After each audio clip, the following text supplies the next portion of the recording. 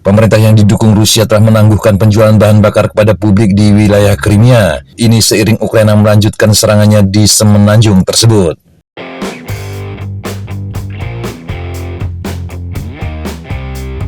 Bahan bakar telah dijatah karena kekurangan yang disebabkan oleh kampanye Ukraina baru-baru ini. Serangan terutama difokuskan terhadap jalur pasokan di wilayah yang diduduki Rusia. Gubernur Crimea yang diangkat Rusia, Sergei Aksyonov, mengatakan individu dan bisnis akan ditolak masuk ke SPBU dan bahan bakar hanya akan dijual kepada instansi pemerintah yang memastikan fungsi dan keamanan Crimea. Sebelumnya ia mengatakan 4 orang meninggal dan 28 luka-luka akibat serangan pesawat tak berawak Ukraina terhadap depot minyak di Kerch pada Sabtu malam. Serangan yang oleh Presiden Volodymyr Zelensky disebut sebagai tanggapan yang adil terhadap serangan brutal Rusia. Ukraina juga menyerang fasilitas logistik untuk transportasi minyak di wilayah Krasnodar, Rusia yang berbatasan dengan Crimea di seberang selat Kerch.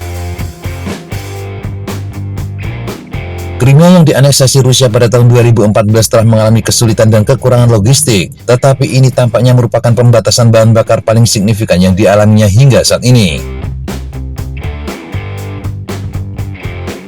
Crimea adalah lokasi yang sangat penting secara strategis. Dari wilayah ini pasukan Moskow melancarkan serangan ke wilayah Ukraina lainnya. Tempat ini juga merupakan tujuan liburan musim panas yang populer bagi warga Rusia. Beberapa di antaranya melaporkan kesulitan menemukan bensin untuk kembali ke rumah.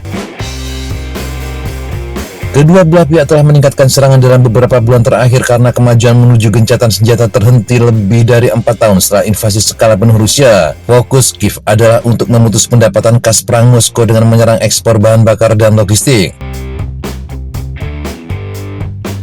Generasi baru drone jarak menengah Ukraina secara serius mengganggu jalur pasukan militer Rusia ke garis depan selatan, menyerang jembatan, kereta api, dan truk bahan bakar. Ini memberi Kiev kesempatan untuk menggagalkan rencana Moskow untuk serangan musim panas.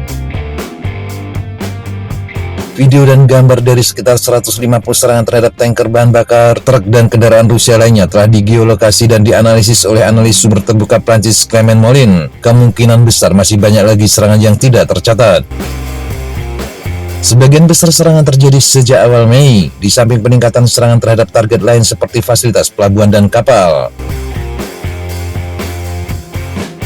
Serangan pesawat tak berawak telah membuat beberapa rute antara Rusia dan Ukraina yang diduduki terlalu berbahaya untuk digunakan. Dampaknya adalah kekurangan bahan bakar dan amunisi untuk pasukan garis depan di Ukraina Selatan. Situasi yang semakin mengganggu tujuan perang Presiden Rusia Vladimir Putin. Jalan raya antara Crimea dan kota Melitopol dipenuhi dengan truk dan tanker yang hangus terbakar.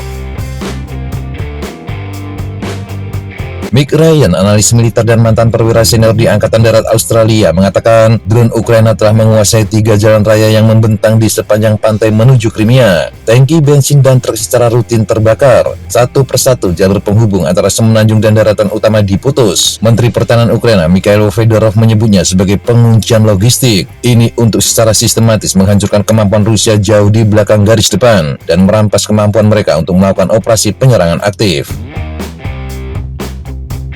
Aksi serangan yang terus berlanjut berarti bahwa jembatan lain yang menghubungkan wilayah Rusia dengan Crimea melintasi selat Kerch kini menjadi jalur arteri yang jauh lebih penting. Namun jembatan ini juga terus diserang oleh drone Ukraina. Ukraina juga mulai menargetkan pelabuhan Mariupol, pusat strategis dan industri di Laut Azov di wilayah pendudukan. Pelabuhan tersebut telah sepenuhnya terputus dari aliran listrik dan logistik pasukan Rusia telah terhambat secara signifikan.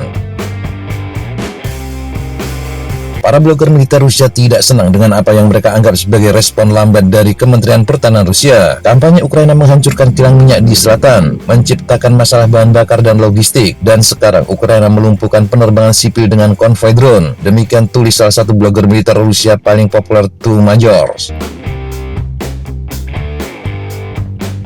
Pasukan Rusia di Ukraina Selatan telah kehilangan wilayah tahun ini, sebagian karena jalur pasukan mereka lebih rentan dibandingkan dengan jalur pasukan di wilayah utara. Menurut Deep State, kemampuan untuk mengendalikan semua yang bergerak melalui bagian selatan wilayah pendudukan khususnya dari Crimea sudah dalam jangkauan. Hal ini membuat pasukan Rusia di selatan berada dalam kondisi kelaparan. Dalam 4 tahun sejak invasi Rusia dimulai, Ukraina telah mengembangkan sektor pertahanan yang berkembang cepat. Negara ini telah dengan cepat mengembangkan kemampuan drone jarak menengah dan jauhnya. Namun kesuksesan ini bagaikan pedang bermata dua. Untuk setiap serangan yang berhasil menembus pertahanan lawan dan mempermalukan Putin, pasti ada balasan yang tidak terhindarkan. Warga Kiev dan sekitarnya kini bersiap menghadapi respon Rusia. Demikian sahabat JT apa informasi yang bisa kita sampaikan untuk kesempatan kali ini. Sampai jumpa di kesempatan yang berbeda. Tetap semangat dan jaga kesehatan. Salam Fly Like an Eagle, Fight Like a Falcon.